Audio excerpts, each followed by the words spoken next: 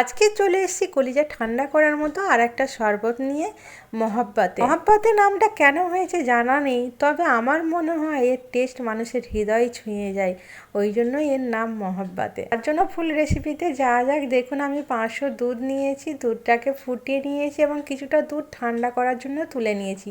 একটা এলাচ দিয়েছি, এদিকে চিয়া সিডটাকেও আমি ভিজিয়ে রেখেছি। এদিকে ঠান্ডা দুধের মধ্যে 2 চামচ কাস্টার্ড পাউডার মিশিয়ে নেব এবং ওই দুধের মধ্যে ধীরে ধীরে মিশিয়ে নেব। কাস্টার্ড পাউডারটা মেশানো হয়ে গেলে এলাচটাকে আমি তুলে দেব। তার আগে বলে দিই, দুধটা যখন ফুটেছিল তখন আমি চিনি দিয়ে দিয়েছি।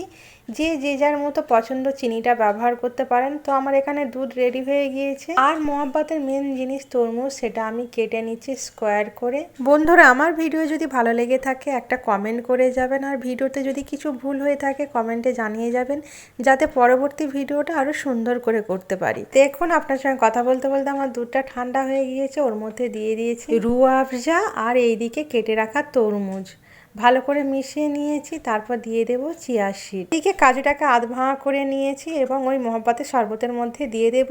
ফ্রিজে রেখে দেব 1 ঘন্টার মতো। ফ্রিজ থেকে বার করার পর আরও গাঢ় হয়ে যাবে দুধটা। দেখুন কতটা সুন্দর হয়েছে। তাহলে বন্ধুরা, আজ আসি, দেখা হবে নতুন আর একটা রেসিপি নিয়ে। টাটা।